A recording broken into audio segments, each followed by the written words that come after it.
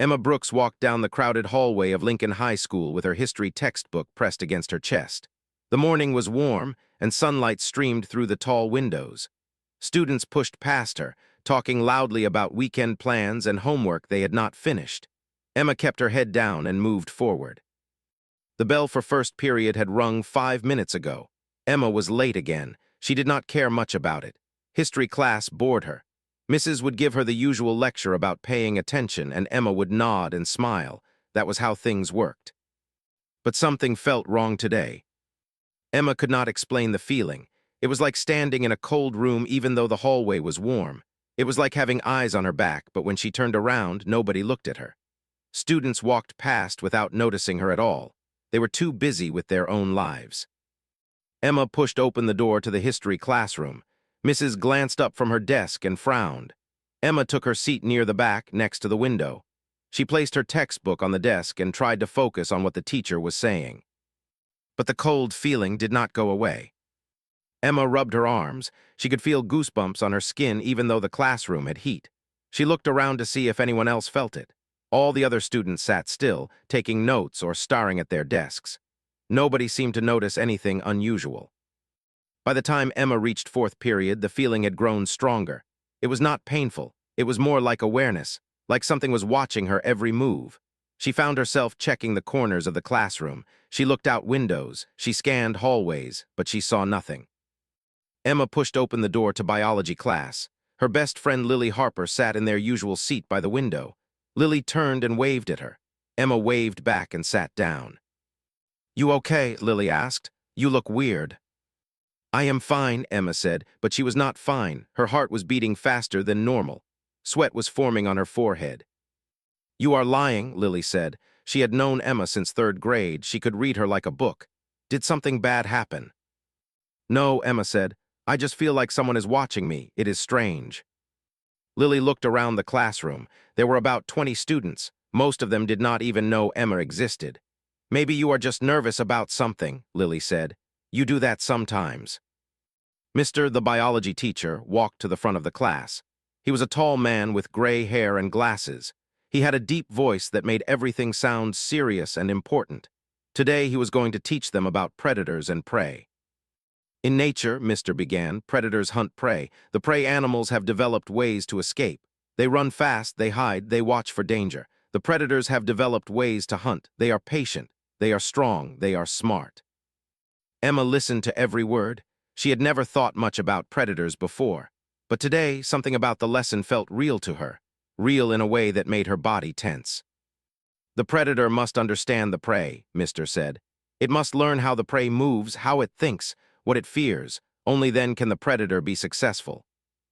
Emma felt a sharp chill run down her spine. She looked toward the corner of the classroom. For just a moment, she thought she saw something shimmer, like heat waves rising from hot pavement, like air bending in a way it should not. Then it was gone. "Are you sure you are okay?" Lily whispered. Emma nodded but said nothing. The shimmer appeared again near the window. It was so faint that Emma almost missed it. She looked directly at it, and for 1 second she swore she could feel its attention on her. It was like a weight pressing against her mind. It was like something reaching out and touching her, but not with hands. The shimmer moved slightly. It followed Emma's gaze. It settled in the back corner of the classroom, near the bookshelf and the overhead projector. Nobody else seemed to notice. The class went on. Students took notes. Some stared at their phones, others talked quietly. Mr. continued his lecture about predator and prey, about survival and hunting, about the natural balance of life on Earth. Emma sat very still. She did not move. She did not write anything down. She just felt that weight of attention from the corner of the classroom. Whatever was there, it was focused on her. It was studying her the way Mr. was teaching them that predators study their prey. When the bell rang to end class, Emma did not move immediately. She waited until Lily had packed up her things. She waited until most of the other students had left. Then she slowly gathered her books. The shimmer was still there in the corner. Emma could feel it. She could not see it anymore, but she knew it was there. She knew it was watching her leave. Emma walked through the hallways in a daze. She went to lunch. She sat with Lily and some other girls. She did not eat much. She mostly pushed her food around on her tray. "Emma, seriously, what is wrong with you?" Lily asked. You are scaring me a little bit." "I feel like something is wrong," Emma said quietly. "Like something bad is going to happen." "Bad how?" Lily leaned closer. "Are you sick? Do you need to go to the nurse?" "No," Emma said. "Not like that. I do not know how to explain it." After school, Emma walked home. The neighborhood was quiet. Most of the houses were nice and clean, with green lawns and tall trees. Children played in yards, dogs barked from behind fences. It was a safe place. It was a normal place. But Emma could feel the shimmer following her. It kept its distance. It stayed behind her or off to the side. Emma never saw it directly again, but she could feel it. It was like having a shadow that moved independently of her body. It was like being hunted. Emma walked faster, then faster still. By the time she reached her house, she was almost running. She burst through the front door and slammed it shut behind her. She locked the deadbolt and leaned against the door. Her chest heaved. Sweat dripped down her face. Her hands were shaking. From the backyard, she could hear the sound of. Her 10-year-old brother was playing soccer with some neighborhood kids. She could hear them laughing and shouting to each other. Emma felt something shift inside her. The fear she had felt all day suddenly became something else. It became protection. It became a fierce need to keep safe. She looked out the window at her brother playing in the yard. And in the trees behind the yard, Emma stood at the kitchen window and watched her brother, was running across the grass, kicking the soccer ball. His friend Tommy was next to him, shouting that was going the wrong way. Another boy named was laughing. A girl from down the street was setting up to be the goalkeeper. This was normal. This was what Emma had seen 100 times before, but today it felt dangerous. The shimmer moved through the trees at the back of the yard. It was slow and careful. It did not rush. It simply observed the children playing. It watched how they moved. It watched how they laughed. It watched everything. Emma's hands clenched into fists. She did not know why she felt this way. There was no logic to it. She had no proof that anything was wrong. But her body knew. Her instincts knew. Some ancient part of her brain that she could not control was screaming at her that was in danger. Emma walked to the back door and opened it. She stepped out onto the porch. The afternoon sun was bright and warm. The breeze carried the smell of cut grass and dirt. It was a perfect day for children to play outside, but Emma could feel it.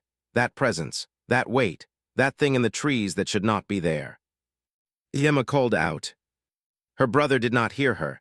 He was too focused on the game. He had just kicked the ball hard, and it was rolling toward the goal line. Emma called again, louder. This time he turned and looked at her. His face was red from running. His hair was messy. He was smiling. "Come inside," Emma said. "What? No way," shouted back. "We are in the middle of a game." "Now, come inside now." Looked at Tommy and he looked back at Emma. He could hear something in her voice. She did not sound like she was playing. She sounded serious. "1 more minute," said. "Now," Emma said again. "Come inside now." There was something in Emma's voice that made obey. He did not understand why his sister sounded so angry. He had not done anything wrong, but he knew that tone. That was the voice that meant do not argue. Ran toward the house. Tommy and stopped playing and watched him go. "My sister is making me come in," said when he reached the porch. "Go inside and wash your hands," Emma said. "Mom will be home soon. She will want dinner started." "But the game is not over," said. "I do not care. Go inside." Went inside, confused and a little annoyed. Emma stood on the porch and looked back at the yard. The shimmer was still there in the trees. It had not moved when ran inside. It was still watching the place where he had been. Emma felt her heart pounding in her chest. Her breathing was fast. Her skin felt cold even though the sun was warm. And Tommy's parents came to pick them up. The girl from down the street walked home alone. The yard was empty, but the shimmer remained in the trees, watching the empty space where the children had played. An hour later, Brooks came home from work. She was a nurse at the hospital. She worked long shifts and came home tired. She set down her purse and her keys on the kitchen counter. "Why is inside?" she asked Emma. "It is not dark yet. He usually plays until dinner time." "I told him to come in," Emma said.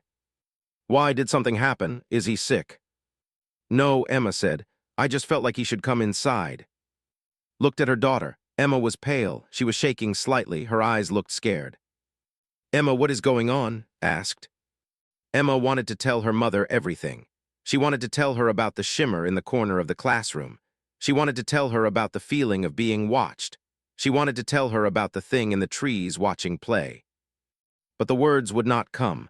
How could she explain something she did not understand herself? How could she tell her mother that she felt a presence that she could not see? Would think Emma was crazy. She would take her to a doctor. They would say it was anxiety or stress or some teenage problem. I do not know, Emma said finally. I just have a bad feeling. I think something is wrong. Set down her bag, she moved to Emma and put her hand on her daughter's forehead. You do not have a fever, said. Are you feeling sick? No, Emma said. I am okay. I am just worried about something. About what? I do not know, Emma said. It was the truth. Made dinner, chicken and rice and vegetables. The three of them sat at the table, complained about Emma making him come inside, asked him to stop complaining. They ate in silence. Emma barely ate. She kept looking out the window at the darkening yard.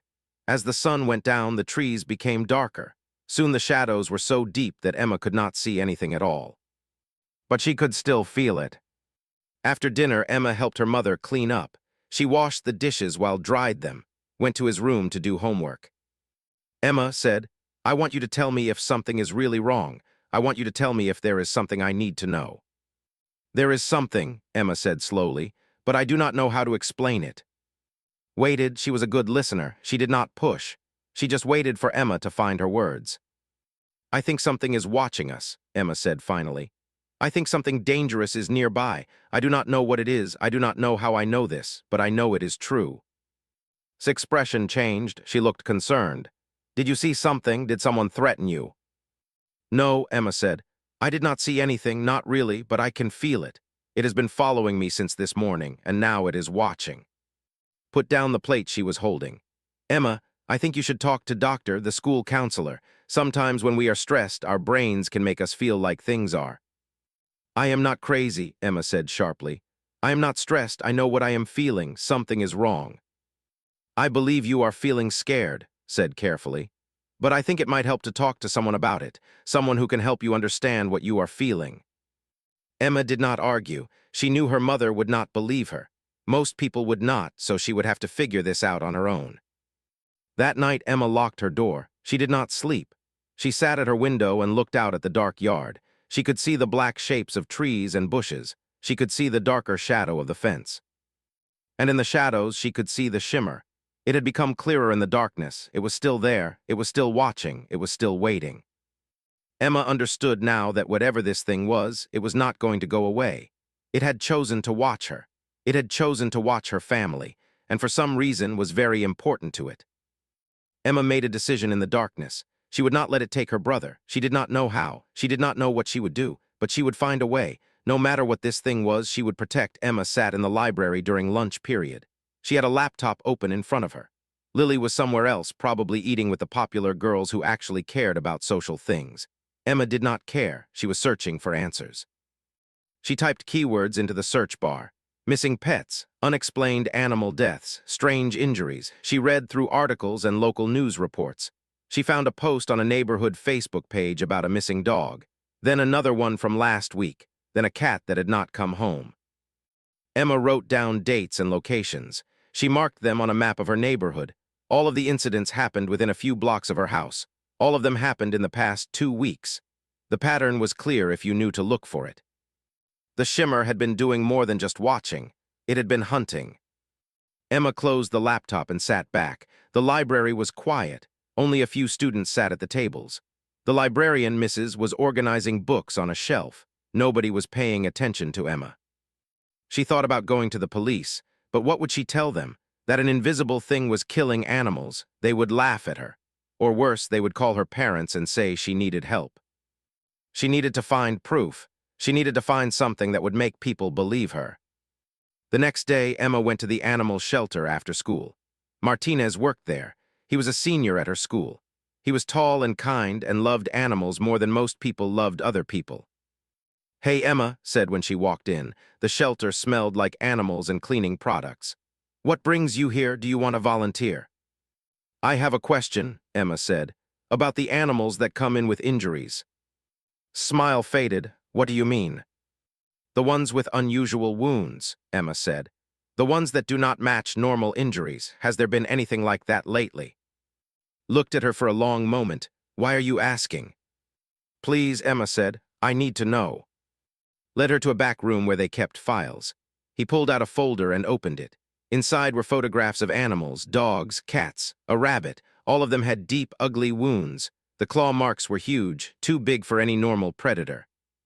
We have had 5 in the past 2 weeks, said quietly. The vet thinks it is a big cat, maybe a mountain lion or something, but the state says there are no mountain lions in this area. It does not make sense. Emma looked at the photos. She felt sick. She thought about playing soccer. She thought about Tommy. She thought about all the children in her neighborhood. What if it is not a cat? Emma asked. Then what is it? Asked. Emma could not answer that. She spent the next 3 days preparing. She did not go to school. She told her mother she was sick, called the school and left a message. Emma stayed home and worked. She studied the house. She learned every door and every window. She learned every tree in the yard. She learned every path that led into the woods. She made notes about how the creature moved. It was fast but careful. It liked shadows. It moved at night but could move in daylight if it wanted to. Emma made a plan. She went to the hardware store and bought bells, small ones that would make noise if anything moved near them. She bought rope and fishing line. She bought a whistle that hurt people's ears when blown. She bought a can of pepper spray that her mother had given her years ago. That night, Emma worked in the yard after dark. She tied bells to trees. She strung fishing line across the places where the shimmer usually moved. She hung reflective tape from branches so she could see the outline of anything moving through it. It was not much. It would not stop the creature, but it might give her a chance. The shimmer watched from the trees. It did not move. It did not interrupt her work. It simply observed. And from the way it watched, Emma knew that it understood what she was doing. It knew she was preparing to fight. The next morning, Emma told her mother the truth. Not the whole truth, but enough. I think there is a predator in the neighborhood, Emma said at breakfast. Something big. It has been killing animals. I think it might come for. Put down her coffee cup. Emma, I have been worried about you. I called doctor. She has an opening next Wednesday. I want you to go talk to her. I am not crazy, Emma said for the second time. I am not saying you are crazy, said carefully. But you are clearly stressed about something. A school counselor can help you figure out what is really happening and what is your fear talking. Fine, Emma said. But in the meantime, can we please lock all the doors and windows at night? Can we please keep the yard light on? Can we please keep inside after dark? Hesitated. She did not believe Emma, but she also did not want to ignore her daughter's fear completely. She was a mother. Protecting her children was important to her.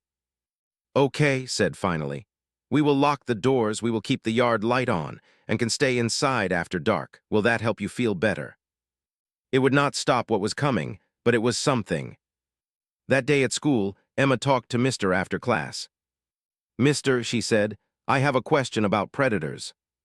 Of course, Mr. said. What do you want to know? If a predator was hunting something, Emma said slowly, and the prey figured out it was being hunted, what would the predator do? Mr. thought about this. Well, that depends on the predator. Some would give up and find easier prey. Others would see the challenge as more interesting. They might test the prey, see how it responds, learn its strengths and weaknesses. And what if the prey was willing to die to protect something else? Emma asked. Like if it would stand in front of a child or something. Mr. looked at Emma carefully. Then, he said slowly, the predator would recognize something unusual. Most prey runs or hides. Prey that stands and fights is rare. Prey that is willing to die for another creature is almost unheard of. Would the predator respect that? Emma asked. It depends on the predator, Mr. said. But some predators understand strength in many forms. Physical strength is just one kind.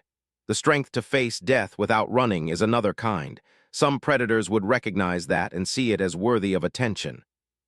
Emma left his classroom thinking about his words. That night she sat in her room with her window open. She could see the yard. The light was on. The bells and fishing line were in place. The whistle was on her nightstand. The pepper spray was in her pocket. And in the trees, the shimmer waited. Emma knew what was happening. The creature was testing her the same way a hunter tests prey. It was learning about her. It was learning about humans. And somehow Emma knew this test would determine more than just what happened to her family. It would determine what happened to her entire world. She closed her eyes and felt the weight of the creature's attention. She should have been terrified. Part of her was, but another part of her was calm. Another part of her was ready. She was human, and in that moment she understood what that meant. It meant standing between danger and the innocent. It meant being afraid and doing the right thing anyway. It meant love so strong that it could face down monsters. Emma opened her eyes and stared into the darkness of the yard. It happened on a Friday night. Emma had been waiting for 3 days. 3 days of sitting in her room, 3 days of watching the yard, 3 days of feeling the presence in the trees. Was asleep by 9 o'clock, had gone to bed at 10. The house was silent. Emma sat at her window in the darkness and waited. At 11:30, the bells rang. The sound was sharp in the quiet night. Emma's heart began to pound. She grabbed the whistle and the pepper spray. She moved to the window and looked down into the yard. The shimmer was there. It was not hiding anymore. It was stepping into the light. Emma saw it clearly for the first time, and her breath caught in her throat. The creature was 9 feet tall. Its body was covered in scales that looked like black glass. They reflected the light from the yard lamp, creating patterns of shadow and silver. It had 4 arms, 2 thick ones that ended in claws as long as kitchen knives, 2 thinner ones that moved with strange flexibility. But it was the eyes that held Emma frozen. The creature had 6 eyes. They were arranged in a triangle on its face. They glowed with an orange light that burned like fire, and they were looking directly at her window. The creature could see her. It took a step toward the house, then another. It was moving slowly, deliberately. It did not run, it did not attack, it simply advanced. Emma watched it come. Fear flooded through her body. Every part of her was screaming to run, to hide, to scream for help. Her hands were shaking. Sweat was running down her face. But she did not move. The creature stopped its window. It reached up with one of its thick claws and touched the glass. Just a light tap, not trying to break it, just announcing its presence. Something snapped inside Emma. She did not think about what she was doing. She did not have time to be smart or careful or afraid. She just moved. She ran out of her room and down the stairs. She ran to the back door and opened it. The creature turned to look at her. Emma stepped out into the yard. The night air was cold on her skin. The yard light made everything visible. She could see every detail of the creature now. She could see the muscles under its scales. She could see the teeth in its mouth, long and sharp. She could see the intelligence in those burning eyes. She stood between the creature and her brother's window. "No," Emma said. Her voice was small and weak in the face of that massive thing. But she said it again louder. "No, you cannot have him."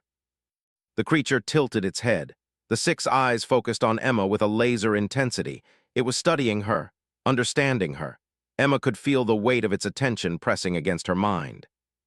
For the first time, Emma understood why animals were so afraid of this thing. Fear was coming from the creature itself. It was broadcasting fear the way a radio broadcasts music. It was a weapon made of pure terror. Emma shook. She wanted to run, but she did not run. "He is a child," Emma said. Her voice was steadier now. "He has done nothing to you. He is innocent, and I will not let you touch him. I do not care what you are. I do not care how strong you are. You will have to go through me first." The creature took a step toward her.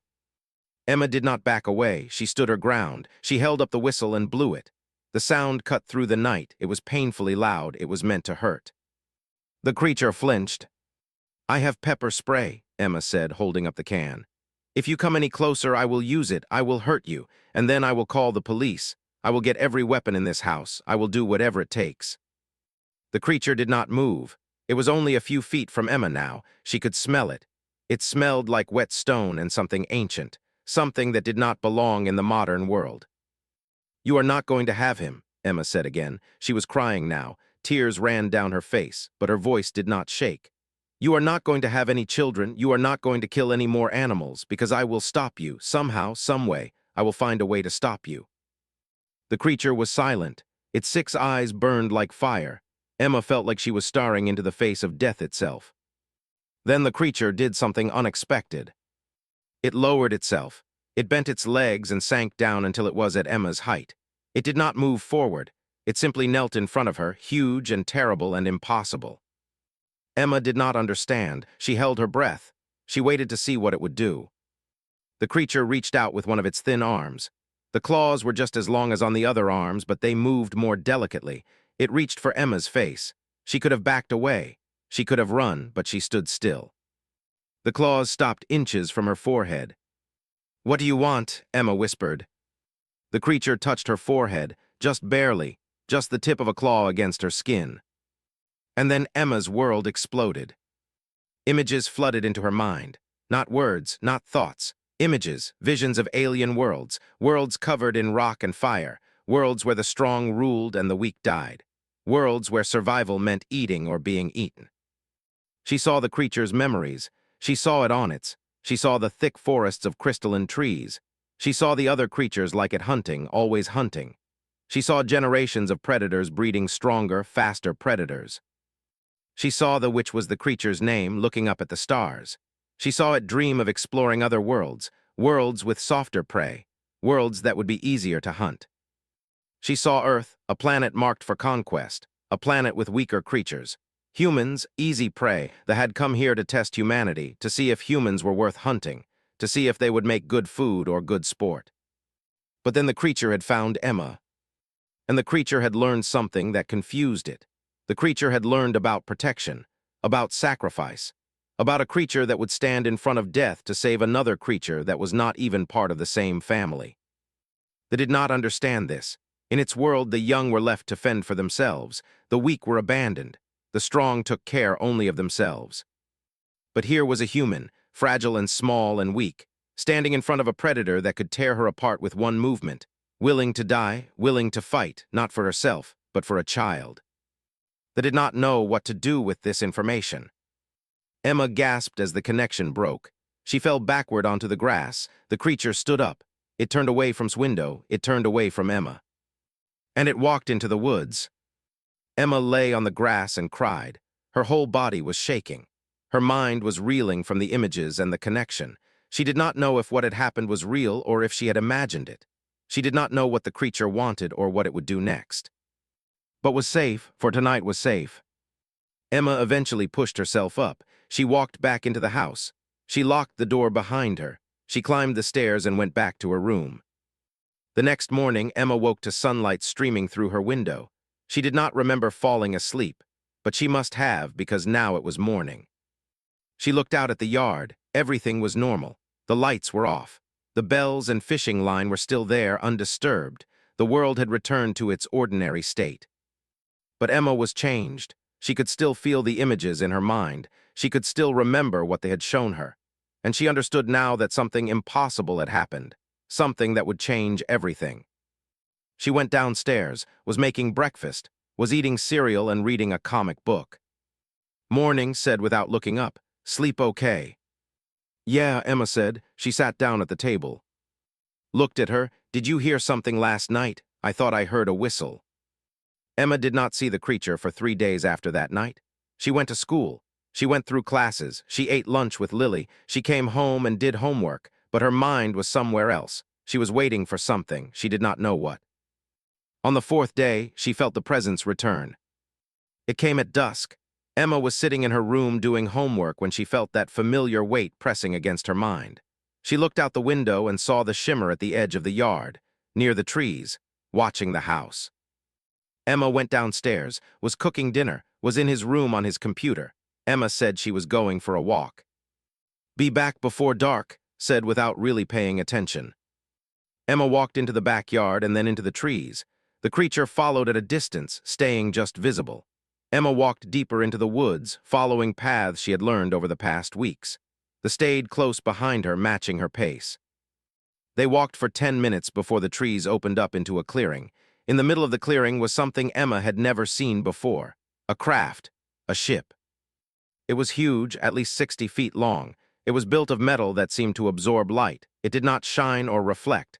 It simply sat there looking like a piece of shadow that had fallen to earth. But it was real.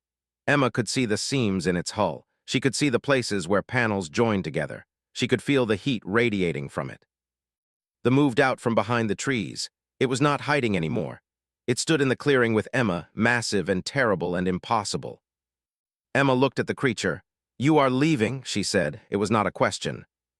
The creature made a sound, a series of clicks and hums. It did not matter that Emma could not understand the words. She understood the meaning. Yes, I am leaving. The creature knelt down again. This time its intent was different. It was not aggressive. It was almost respectful. Emma walked forward. She reached out and placed her hand on the creature's scaled arm. The surface was warm and smooth, like glass warmed by the sun. The creature moved one of its thin arms to Emma's forehead again, but this time it was not forced. It was gentle, a choice. Emma understood that the creature was asking permission. Emma closed her eyes. The images came again, but they were different this time. She saw this, but instead of seeing it as a cruel place, she saw it as beautiful. The crystalline forest sang in the wind. The mountains rose into a purple sky. The creatures hunted, yes, but it was survival. It was how their world worked. She saw this own birth. She saw it as a hatchling, smaller than a human child, learning to hunt. She saw the day it first flew, shooting into the sky with its wings spread wide. She saw the moment it became an adult, recognized as a true predator by its kind. She saw this journey to Earth. She saw the curiosity that drove it, the desire to understand other worlds, other creatures. She saw the moment it discovered Emma, not as prey, but as something unexpected, something that broke all its understanding of how predators and prey worked. And finally, she saw herself through this eyes. She saw how small and fragile the creature thought she was. She saw how quickly she could be killed. She saw how impossible it was that she had stood her ground. But she also saw how strong the creature thought she was, how brave, how willing to face death. In this view, that made Emma a true predator, a predator of a different kind, a predator that hunted not with claws and teeth, but with love and protection. The connection faded. Emma opened her eyes. She was crying again. Tears ran down her face and dripped onto her jacket. "I understand," she said to the creature. "You are going home." They made another sound. This one was lower, sadder. It sounded almost like grief. Emma stood up. She looked at the craft. She looked at the creature. "Will I see you again?" she asked. The creature did not answer with words. Instead, it touched her forehead one more time. A quick touch, a goodbye. Then they stood up. It was almost 9 feet tall now that it was standing at full height. Emma felt very small standing next to it, but she did not feel afraid. She felt something else. Sadness, because something wonderful and terrible and impossible was about to leave her world forever. The creature walked to the craft. The side of the ship opened with a sound like wind moving through a tunnel. Light poured out from inside. The creature climbed into the light.